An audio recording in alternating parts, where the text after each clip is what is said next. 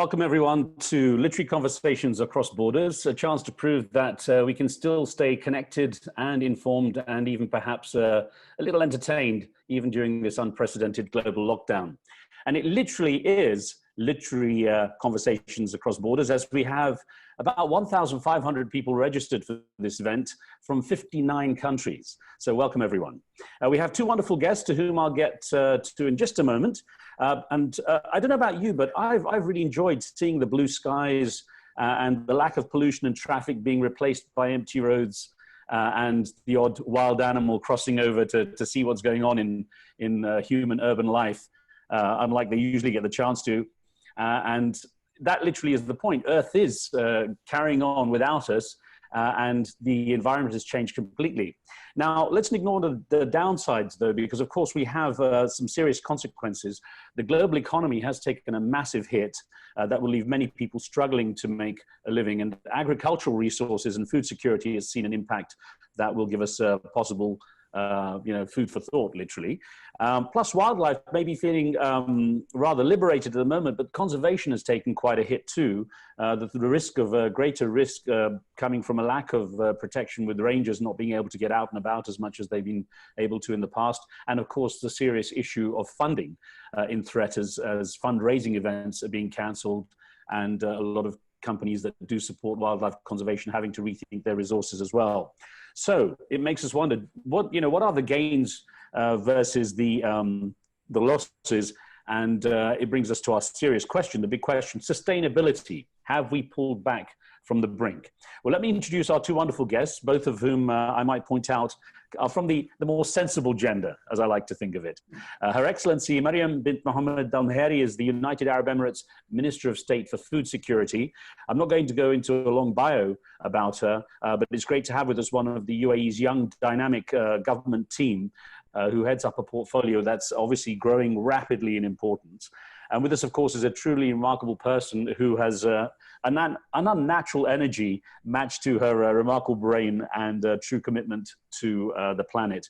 And I've had the honor of interviewing her on a number of occasions. So I'm really glad to welcome Dr. Jane Goodall, one of the world's leading environmental scientists. And again, you can look her up online if you want to see all the achievements, the awards, and the books and videos that have been done about her as well. There are going to be lots of questions to ask, and of course, including ones you have sent us too, so we will get your participation involved. But I want to welcome the Minister and Dr. Goodall to the conversation. Thank you. I'm presuming you can hear me okay, good, thanks. I'm going to start off with a question to both of you, and perhaps, Minister, I can start with you. There's that saying, I have good news and I have bad news. I'm going to go with break the sort of the standard response and say, well, give me the good news first. What do you believe to be perhaps maybe the three main positive impacts coming from the current change, the dramatic change in our situation? Thank you, Riz. I'd like to first start by saying it's really an honor and pleasure to have this conversation with Dr. Goodall. It is just amazing, and we want to thank you from the bottom of our hearts, Dr. Goodall, what you have done and what you are doing to really make this world a better place.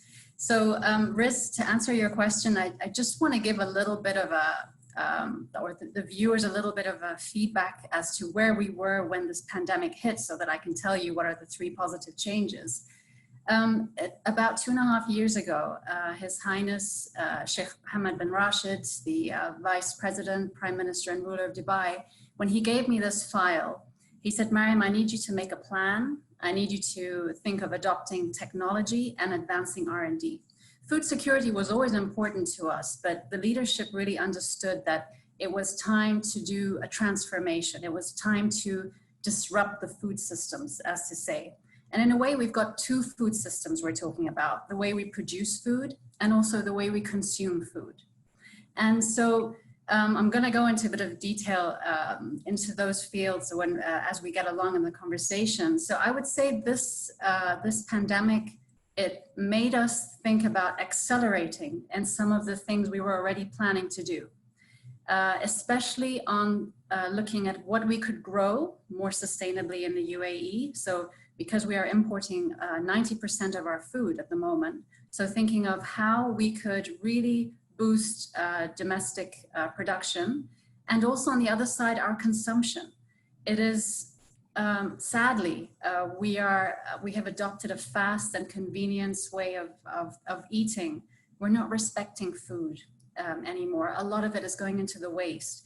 So I think now in the last 3 months, being at home and taking more meals at home, being with the family, I think it's given us time to rethink, reevaluate, and start to respect food a lot more. So I would say those are some of the takeaways of the positive things. Wonderful, thank you. I'm going to go across to Dr. Goodall now and say three benefits you can see, ma'am. Well, I think one's already been said very eloquently, and it's wonderful being with both of you for this conversation. But, you know, the benefit that I have seen, where you see me is the home I grew up in. It's a family home. I'm on lockdown with my sister and her family. And what has been so wonderful was the quietness in the early days of lockdown, no traffic. And you could actually hear the birds singing. And I think for many people, looking up at night and seeing the stars shine brightly, especially in the big cities, instead of through a haze of pollution, or sometimes you couldn't see them at all, the pollution so bad. So a plus is that people have now learned what the world could be like and should be like, and they will be they will be extremely reluctant to return to the old polluted ways. So that's, you know, a really good takeaway. And secondly, I think more people are aware, at least I hope they are, that we've brought this pandemic on ourselves because of our disrespect of nature and animals, which I can talk about more clearly later. And then I'll certainly get into this, yeah. Sorry. Yeah. No, I was going to say the third one would be, I've had messages from so many people saying, you know, I never realized what fun my teenage children were. And from the teenagers saying, you know, my parents are actually okay. We can have good conversations. And we found ways of playing games. They're sort of games I used to play as a child, but mostly aren't played anymore. So those are my three good takeaways. Ironic, isn't it? Families rediscovering each other. Minister, I'll come back to you then, perhaps, with the now give me the bad news. So the bad news is we need to really rethink what we're doing to the environment, what we're doing to ourselves. I think when we start looking at, and I often reflect, if I look back at my grandparents and how they used to live here in the United Arab Emirates, they used to have the goat and sheep and camel at home. They had the palm tree, they were close to the sea. So they had their protein, their dairy, and there was quite a large percentage of self-sufficiency at home.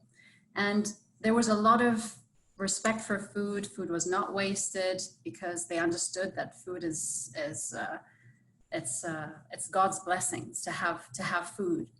And I think over the years, as the UAE started developing, of course, the doors opened, many people came to the UAE. We've got over 200 nationalities here in the UAE. And so we basically became a global hub for food trade, just because our environment was also not made for large scale agriculture. So we brought in a lot of food, and because we had over 200 nationalities, everyone has their tastes and their ways of eating. So we wanted to make sure we cater for everyone, that everyone felt at home here. But going through that, there's a lot of bad things that bad habits that we've picked up as well.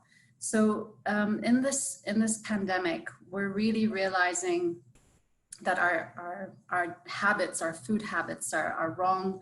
The food waste is a huge problem in the UAE, and we really have to tackle that.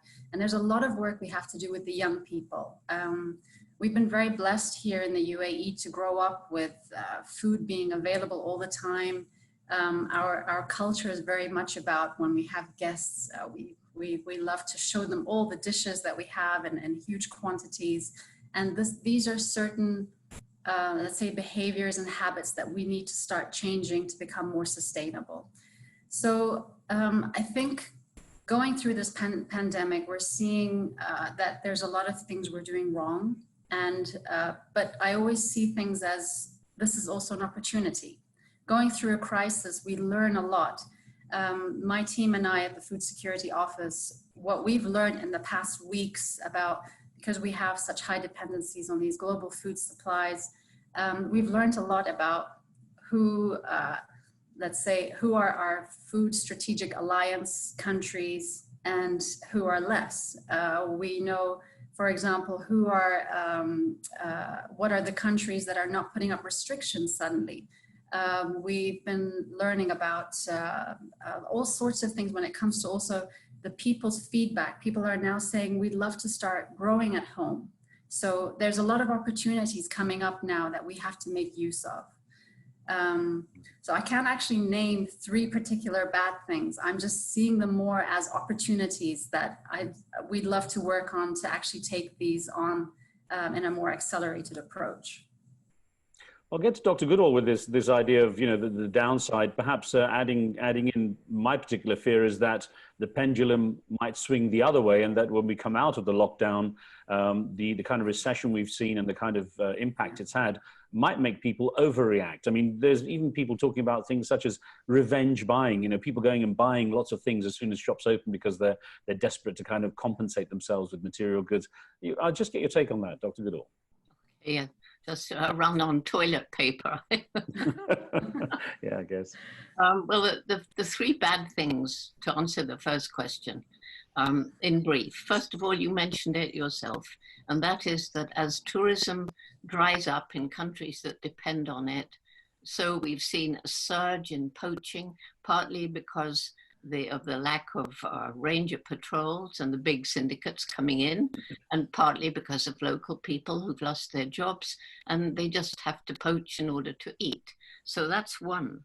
And then the second one is so many people suffering because they've lost their jobs. They're frightened. They're afraid of the future, and they don't know how to feed their families. So yes, some of them, if they're lucky, can grow food in their gardens, but hundreds of them, you know, think of lockdown in the inner city, lockdown in the African townships, absolute hell. And so that was a real downside. And then finally, to answer the last bit of your question, I think that as we come out of this pandemic, as I've said, I'm hoping there's a groundswell of people who don't want to go back to the old ways. But on the other hand, and particularly in some of our political leaders around the world, they can't wait to get back to business as usual.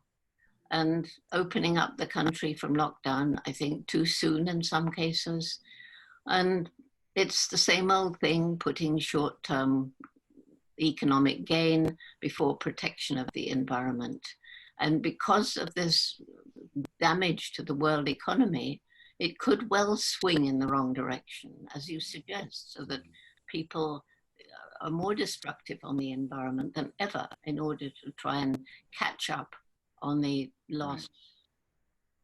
I don't. Well, if I may add a risk to what Dr. Goodall mentioned, is that look what we're doing now. We're hosting this virtually. We've basically saved on a lot of costs when it comes to traveling, etc. So I think a lot of the impactful events can be easily done in this way, saving a lot of pollution, air pollution, a lot of costs on the ground as well. So I think we're already going through disrupting certain systems, one of them being how we meet each other.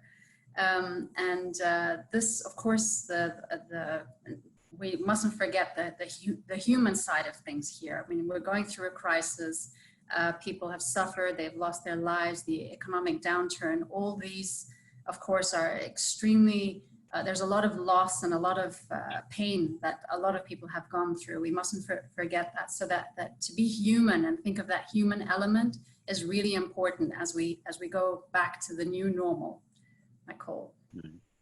We have poll questions, which gives us a chance to get some of the people who have been who are participating from around the world. I mean, it's amazing, 59 countries, and right now we've got about 1,500, maybe more people online.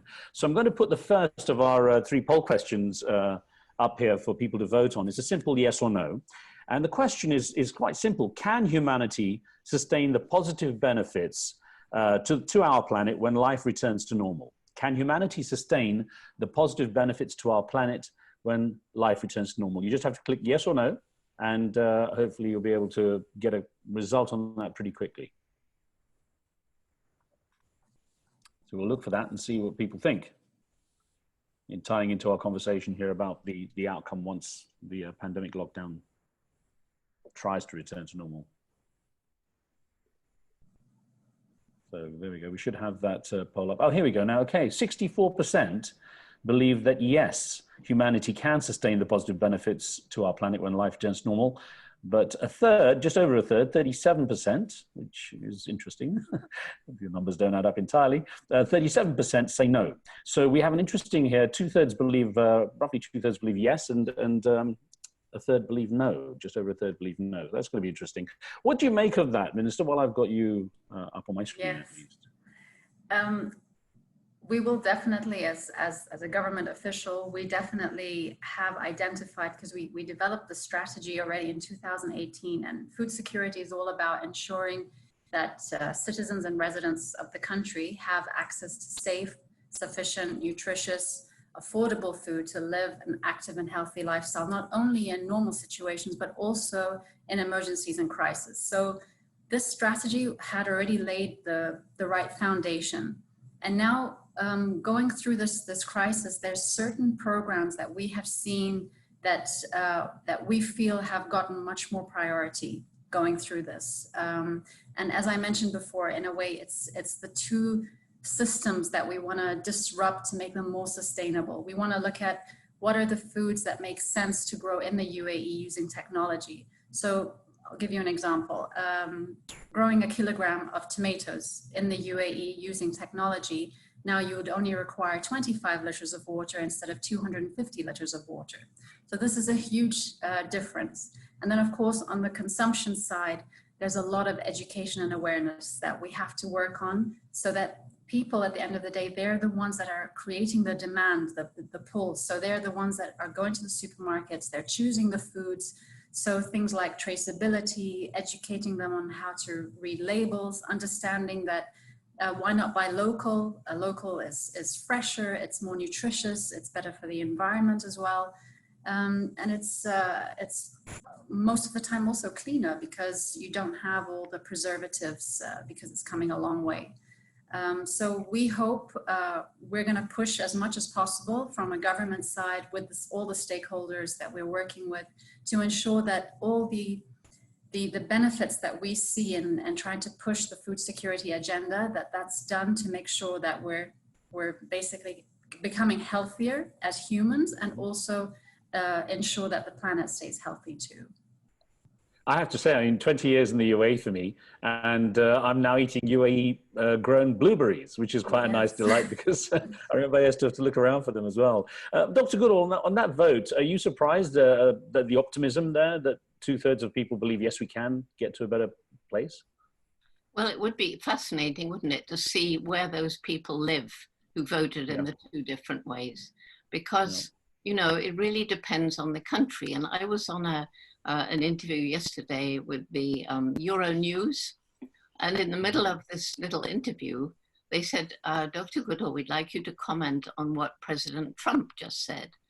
President Trump said, oh, I love the environment, I care about the environment, but can we maintain the kind of situation that we have in lockdown? Absolutely not. It can't happen. We can never have a green economy. We have to get back to business as usual. And getting back to business as usual, it spells doom for the future of the planet.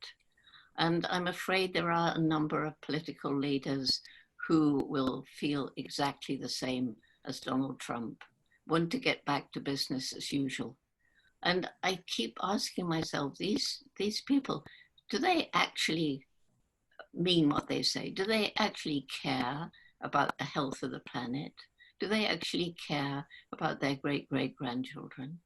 Because if we carry on with business as usual, you know, that already we're using up natural resources in some places faster than nature can replenish them. There's 7.2 billion of us now. In 2050, it's estimated there'll be 9.7 billion of us. And quite honestly, I don't know how the planet will cope unless we move in the direction of growing our own food, growing it more sustainably. But that's going to take time. And I don't know how much time we have. So I know, well, we know what we should do. We know what we want to do. Some countries are doing it. Other countries are rather far away from being able to attain that, even if they want to. I don't know what. Dr. Biddle, I want to follow up on something there that Miriam had said, and that is about how technology has benefited, in this case, the UAE, for example. Over the years that you've been dedicating your services to the planet in conservation and traveling around so much, how has technology changed the way that you're working, and how much has it benefited you? Oh, we've benefited an enormous amount from technology. We've benefited, we can map chimps' range now with satellite imagery. The local people have learned how to use smartphones, and they go and monitor the health of their forests, and they indicate, you know, even if they can't read or write, they can press little buttons, and they chose themselves what they're going to record as a group. And this is in 104 villages in Tanzania and about the same number in Uganda. And so it all becomes transparent. It's all uploaded into a platform in the clouds, and people can see what's going on in the forest. It can't be hidden anymore. So forest destruction becomes visible. And also, you know, from outer space, you can monitor the destruction of the environment.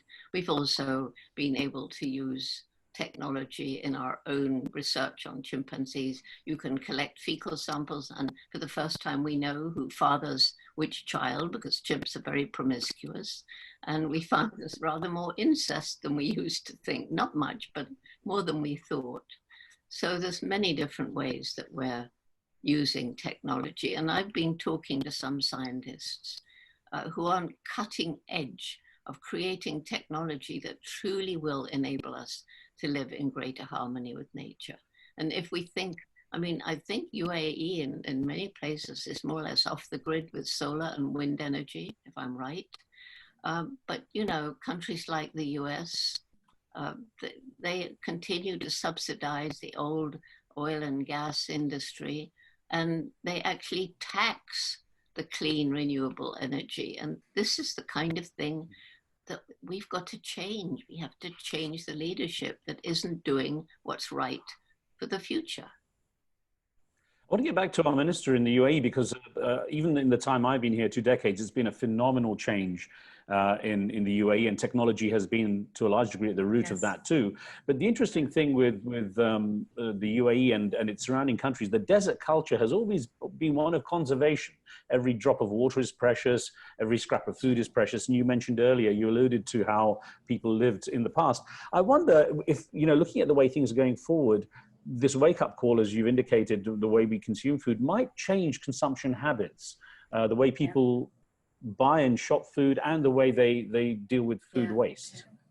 Absolutely. I mean, for me, I always think, okay, what do we have here in the UAE? We've got, I call them the 3 S's. We've got the sun, we've got the sea, we've got the sand.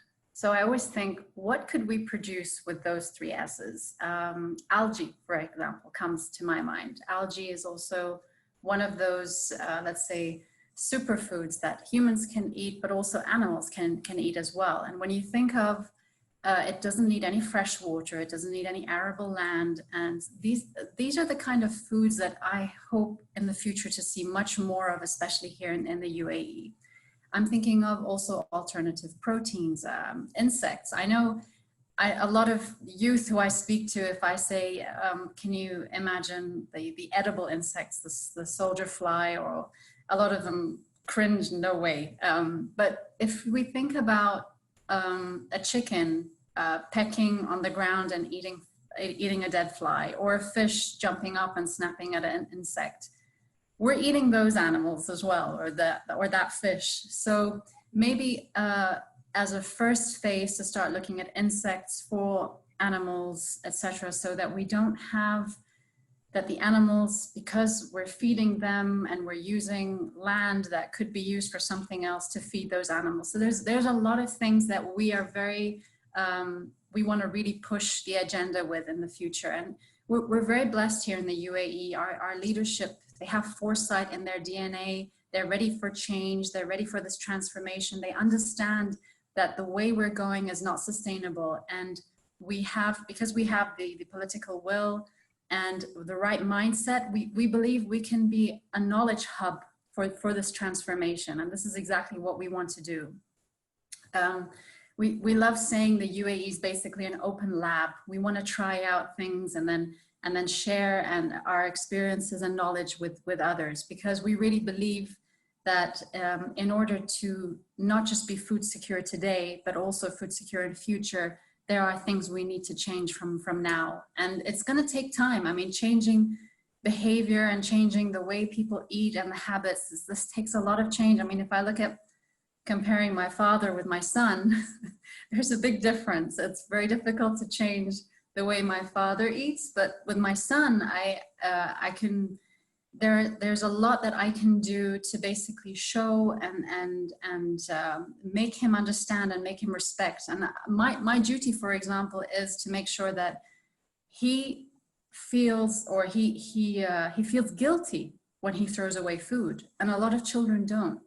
And for him to know, because we are in a country that imports a lot, you don't have the visuals. The kids don't grow up with how hard farming is, how hard it is to grow food, what is actually behind that, how much water goes into it, the work behind it. And a lot of them don't understand that if you're throwing away an apple, you're not just throwing away that apple, you're throwing away 70 liters of water with it. You're throwing away hours of work that people have worked on growing that.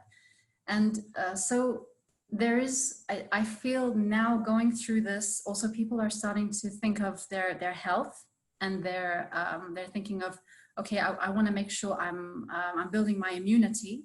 How can I build my immunity? How can I make sure that if I do get the virus, I can fight it off stronger? So they're very much more open to listening to, okay, I need to change my eating habits. So this is something we want to try and sort of use that opportunity. And also our leadership have gone out as well on live TV and said, really, we want you all to think of your consumption. It is absolutely not, it's not our value to throw away food, and this is not allowed. And these clear words have been said by our leadership, and it's really started a wave now that we're hopefully going to continue working on to try and push the levels. On the subject of insects, I've always said to people, I mean, if you look at a shrimp or a prawn, it looks like the insect of the sea. So it is all psychological. But on this subject of what we consume and what's considered palatable, I'm going to bring up another poll question here. And I'm going to it'll lead me into the next section of questioning. But this poll question asks, will COVID-19 permanently change our appetite for consuming less conventional wild animal meat, with the risk of further viruses crossing the species barrier? Okay, so that's the question. Will COVID-19 permanently change our appetite for consuming less conventional wild animal meat, with the risk of further viruses crossing the species barrier? Yes or no? That's all you need to click on, one or the other. We should have a result in just a second. And it will lead me into looking at where we are with this whole subject. So let's see, it doesn't take long. Luckily now we can get the poll results pretty quickly. So, and of course it's cultural, it's diverse across geographies and people. So we will probably have quite a wide range here if we've got 59 countries on our list. Let's see. It comes up now. There we go.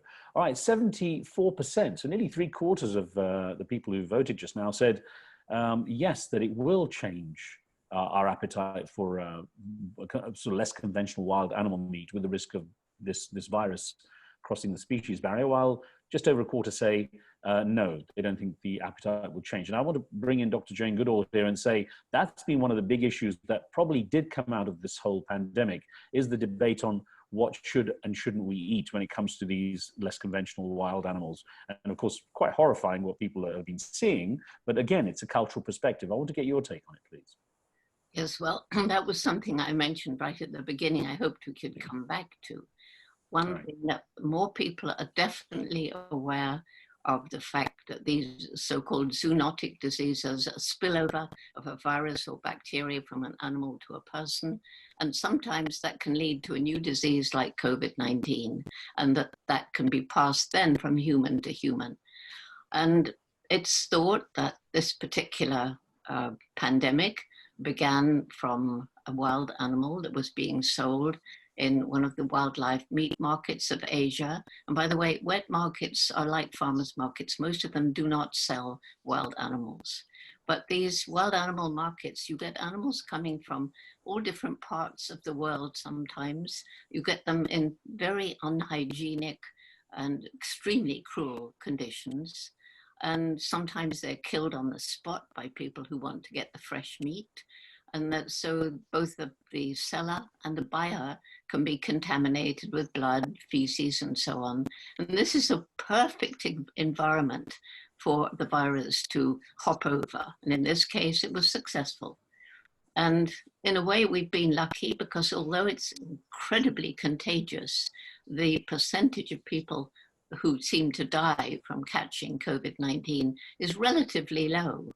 Whereas supposing the next one, if we don't change our ways, is more like Ebola, where the percentage of people catching it is high, but it's equally contagious. So, you know, as I said at the beginning, I think it's our disrespect of nature and animals that has led to this pandemic, which has long been predicted by those studying these zoonotic diseases.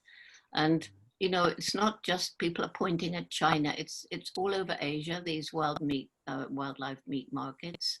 And HIV/AIDS, for example, began from the bushmeat markets in Africa, in Central Africa. There was the MERS disease, which started from domestic dromedaries in the Middle East. I think it was Saudi Arabia, I'm not quite sure. And there's also our factory farms, these terrible, terrible concentration camps for animals, where again, animals crowded together, often unhygienic conditions. And again, this has led to the start of various diseases, none of which so far has become a pandemic, but the cruelty involved is absolutely shocking. And then the environment disrespect, forests are cut down. They're rich in biodiversity. Animal species are crowded together who normally wouldn't have much contact with each other. And there again, you can get a new disease starting as a virus goes from one animal to another. And so it's a melting pot of new diseases out there waiting to infect us with. And so we must change. And I'm very glad that percentage of people believe that it would change us. But, you know, it's not just wild animals. It can also come from mistreatment of domestic animals who, by the way, are sentient beings. And all of them, whether they're in a wildlife meat market or in a factory farm, they have personalities, they have feelings, they can feel fear and pain and despair.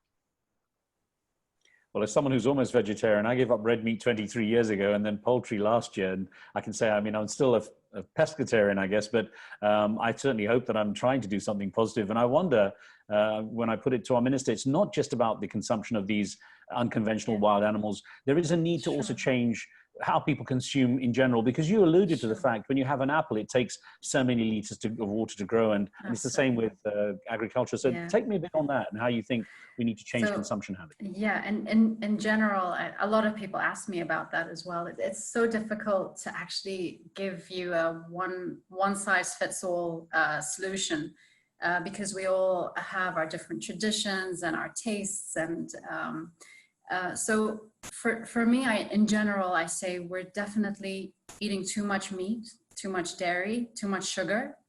We need to cut those out, or if those want to choose to eliminate it, eliminate it.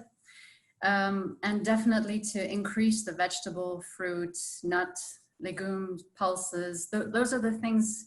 I also want to, I often, when I speak to the young people and also the elderly ones, protein doesn't necessarily mean it needs to come from a live animal. I think a lot of people just think, okay, proteins, it's just either white meat or red meat, or fish, but actually there's so many plant-based proteins now. And I think this has started to become very popular as well among the youth. So a lot of them, I mean, the young people, they sort of try to think of new trends that are coming up. And I often tell them it doesn't have to always be meat. Maybe have meat twice a week. This is also, if we look back at our grandparents and how they used to eat meat, it wasn't every day.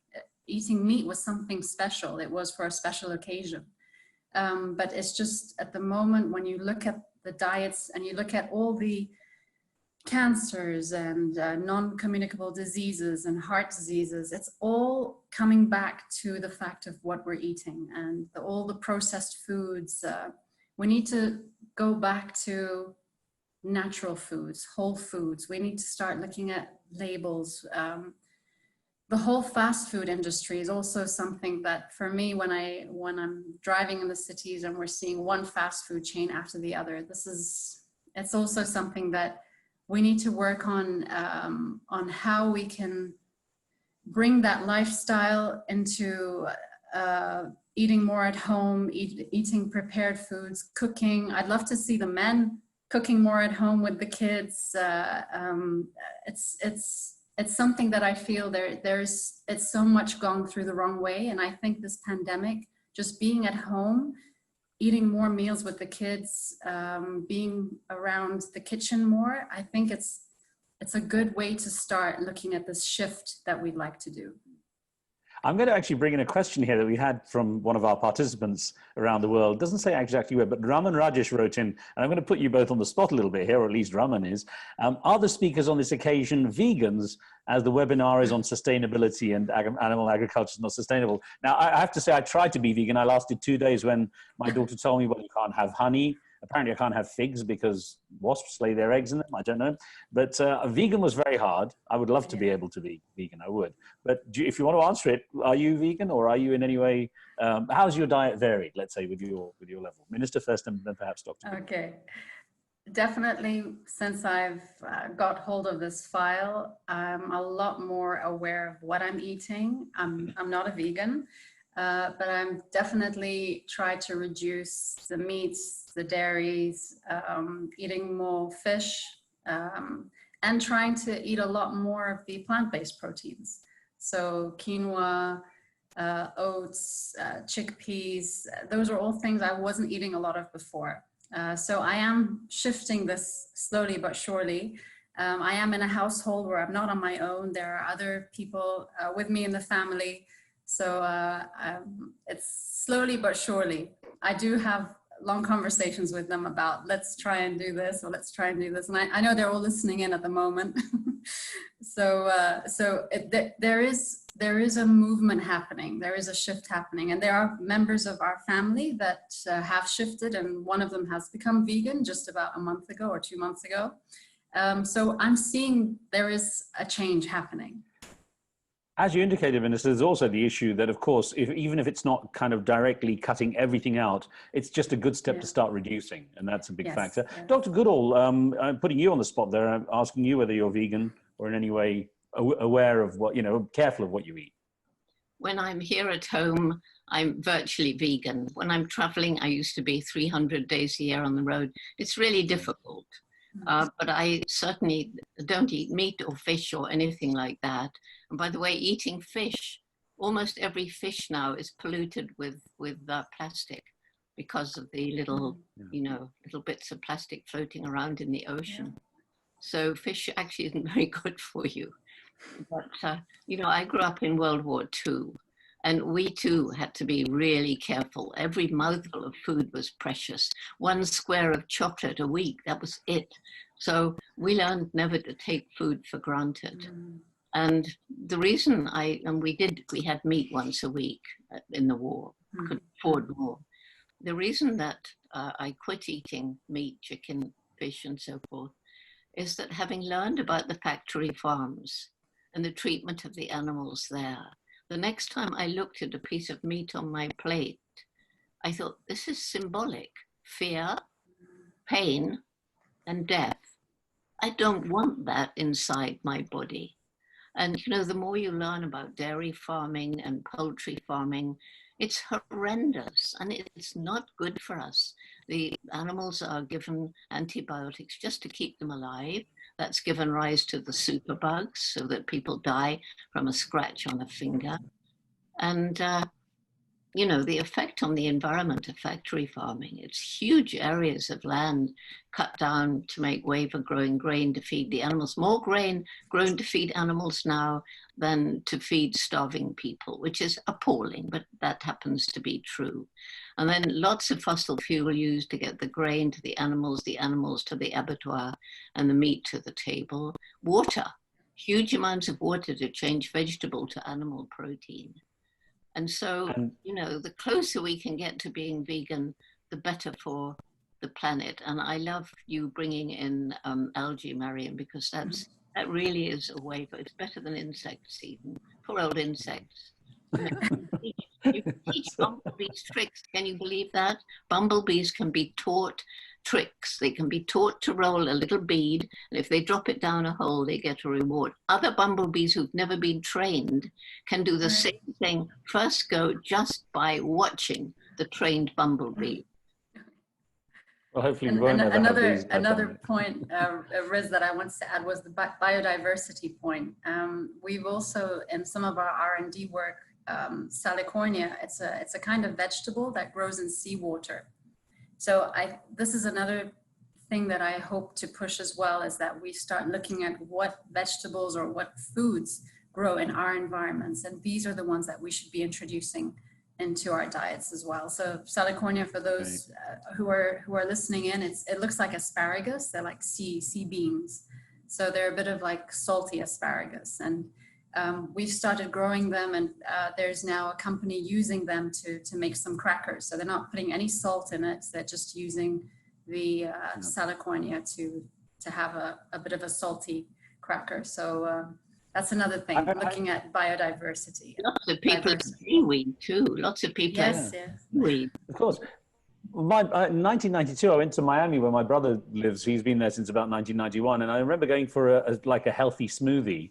And this wasn't really something I saw anywhere else for quite a few years, but he said, and get some spirulina in it. And I had no clue what spirulina was. And of course, now it's all widely available. And even here in the UAE, I'm finding it more advanced than many other places I go, which is a blessing. I'm going to bring in another viewer question here because we had a woman called Jane Canavan who says, because you mentioned, Minister, your young son, she says, I'm watching with my daughter, aged 11. What advice do you have for young people? What can they do to make a difference? So my advice is to start at home. It's really important to educate the kids about food, where food comes from. There are, for example, here in the UAE, we've got the Emirates Bio Farm that people can visit, and they can then pick out their vegetables and take it home with them. I think we need to expose our children a lot more to the farms that are available here, that are using technology as well. We've got as you mentioned, we've got blueberries now being grown in the UAE.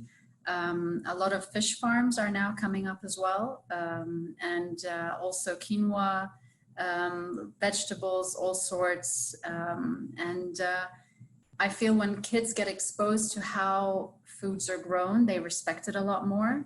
I also think it's important for the young people to help in the household not to waste food. So try and make it a challenge at home to say, we're not going to waste any food. There are so many ways.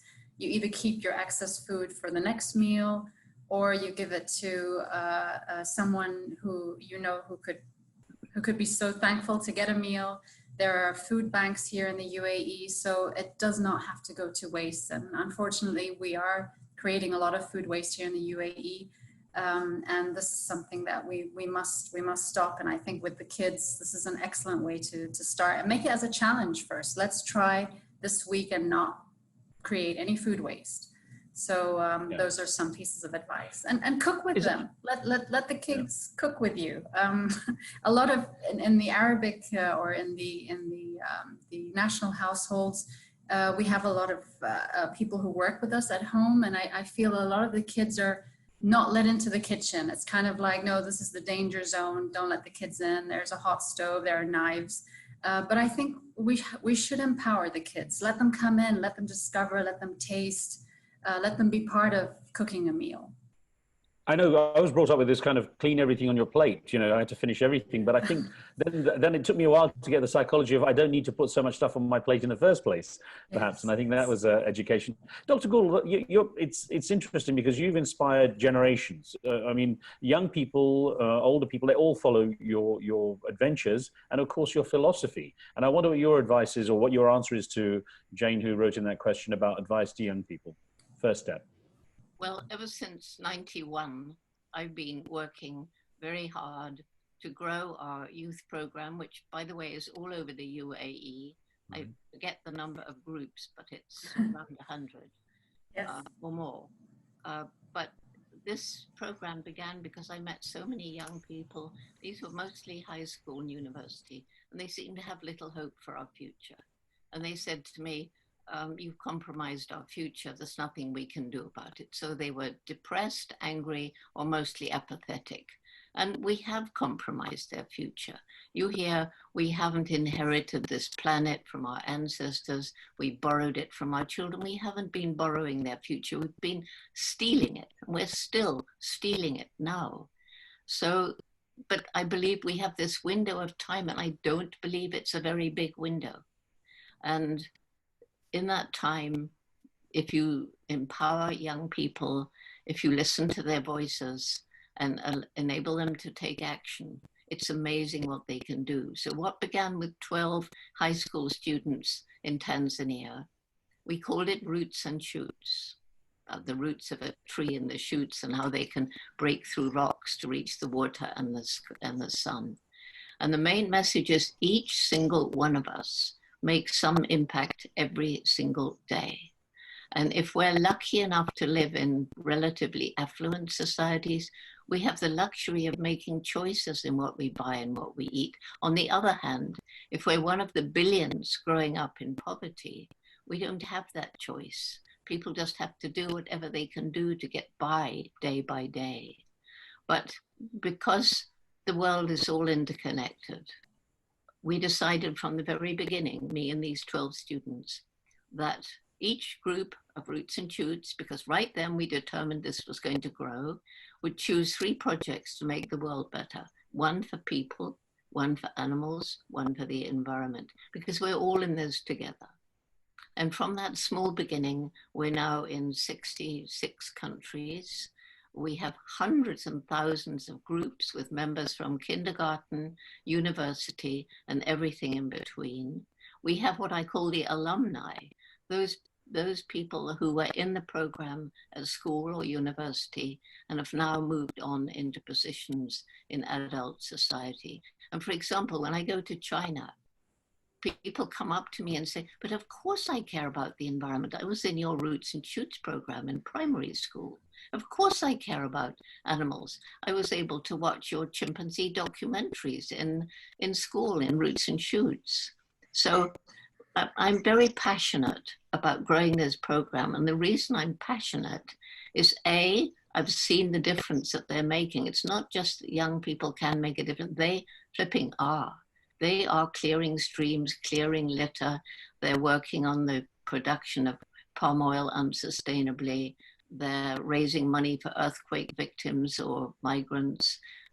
You name it, they're doing it. They volunteer in soup kitchens. You know, they do.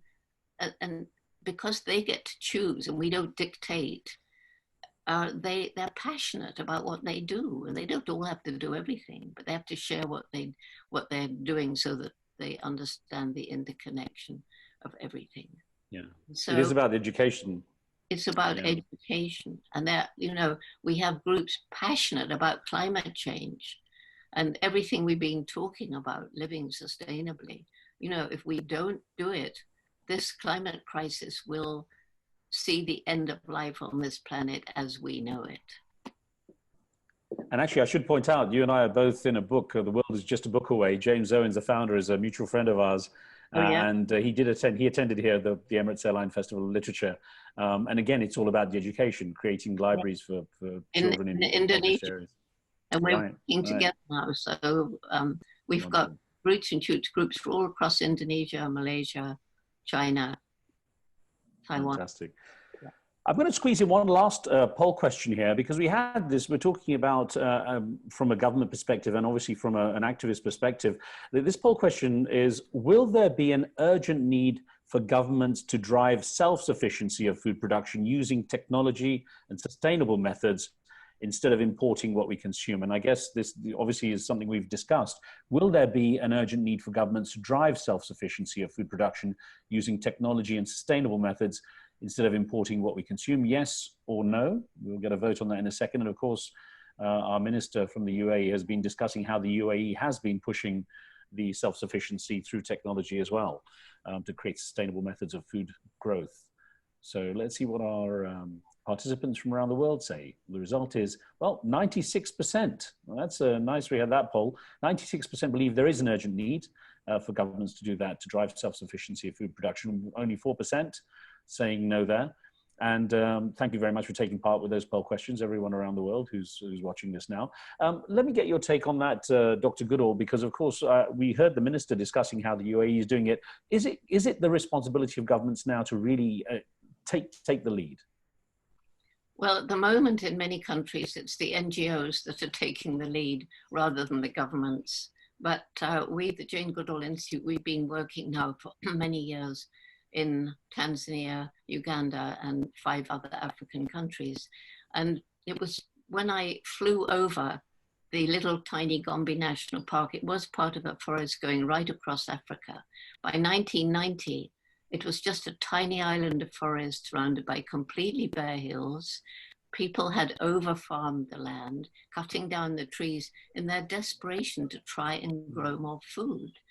And that's when it hit me. We can't even try to save the chimpanzees while people are struggling to survive.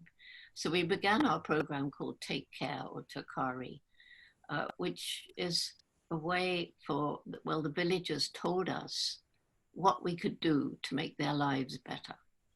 Creating more food was a major one. So we've been developing with them ways of promoting small-scale family farming. And so, you know, one example, around Gombe, there are now over 1,000 small-scale farms where they grow shade-grown coffee, mixed in with other crops, so that there's a lot of diversity, and the animals and the insects can come back. And, you know, a healthy environment needs its biodiversity, and we're destroying it so fast. So anyway, this program, Takari, has become really successful. It's right throughout the Chimp Range in Tanzania, and also in Uganda and DRC and Republic of Congo and Burundi. And it's all of it is moving away from large-scale agriculture, from the monocultures, from the genetically modified foods. Because, you know, if you get a disease sweeping across a field of genetically modified crops, that's the end of it. But the small-scale family farms that work on diversity and using the old skills of the kind of plants that can survive in a hostile environment. They can cope better with changes in climate that we're seeing now. So yes, I'm glad that 96% of people agree that governments too should push this. As we kind of wrap up, I'm going to put this to the minister now as well, because of course, global cooperation has got to be essential, I guess, when, you know, if we're going to reach nearly 10 billion people in the next 30 years, how do you see partnerships between the state actors and the global food organizations in trying to resolve this? How can that global cooperation be kickstarted and really implemented? Well, global cooperation is an integral policy within the Food Security Office. And actually it is one of the, if we think of our late founding father, His Highness Sheikh Zayed, he basically planted the seed of how important partnerships are. the UAE would not be where it is today without partnerships. It's extremely important in all situations, and even now going through a crisis, we've seen how important it is to have partnerships, how it's extremely important to be helping each other. And if we look at the food security file, there's quite a lot of, let's say, projects that we've assisted on, or we've been doing partnerships with. For example, the UAE has supported the UN's Committee on World Food Security to try and achieve the food security and nutrition related SDG goals. We've also, just 2 weeks ago, we signed agreements with the FAO on basically transforming food system solutions, and also looking at how we can enhance nutrition. So there's a lot going on there, and we definitely believe, and it's not just for the UAE, we want to serve the region as well. We want to help other countries that are facing the same challenges that we are as well, to not just look at food security from a point of a national priority, but also to be a global player is really important for us. So yes, extremely important for us. Partnerships and forging them, extremely important. Well, as we wrap up, there's always so many questions, never enough time. Thank you both for being partners in this discussion. Dr. Goodall, Your Excellency, thanks for joining us for this discussion here. I'm going to now hand over to the CEO and trustee of the Emirates Literature Foundation, Isabel Abulhul, who'll kind of wrap things up for us. But thank you also for all of you around the world joining us for this conversation. I hope it was informative and valuable. Thank you so much for all that input, both of you. Thank you. Thank you. Thank you too for moderating for us. I just lost for words. A huge thank you to Her Excellency Miriam Al-Maheri, Dr. Jane Goodall, and wonderful Riz Khan for a most groundbreaking conversation. You really fitted in a huge amount of things for all of us to think about across the world.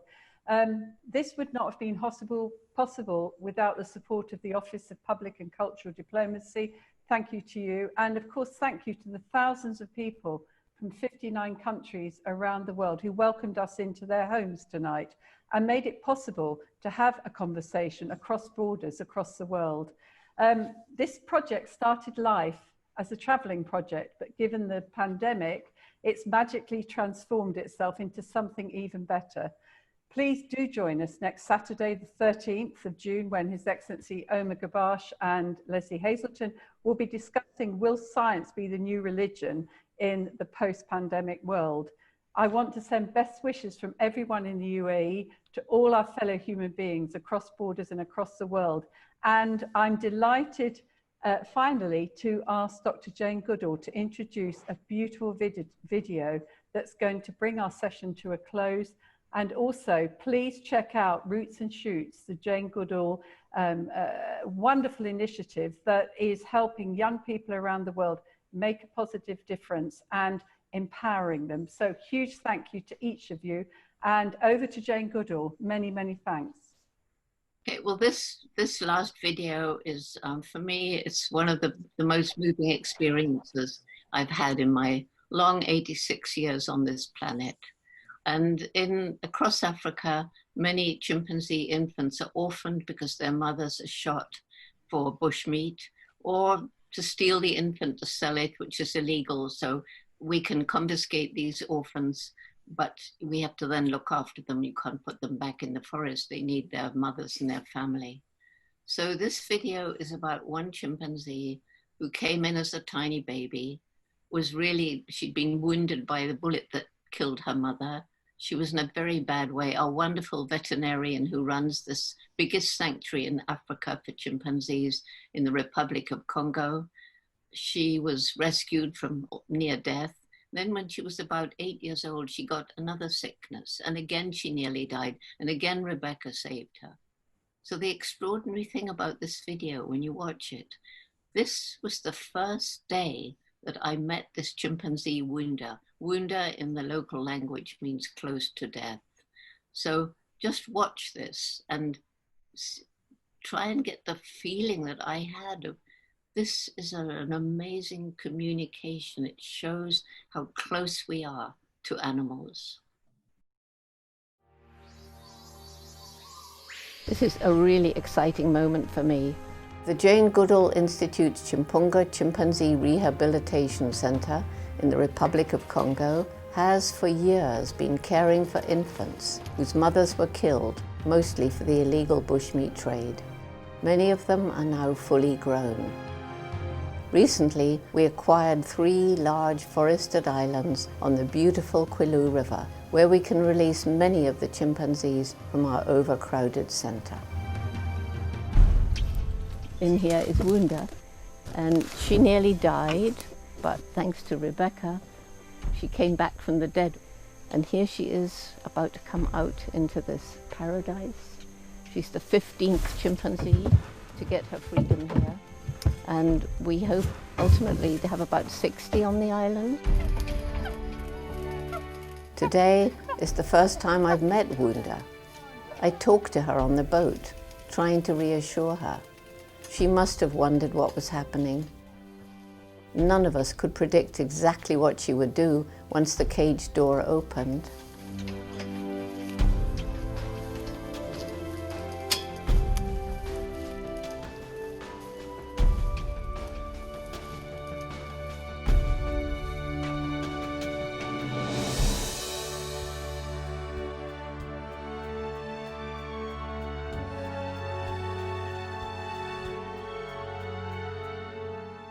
It was a very, very touching moment.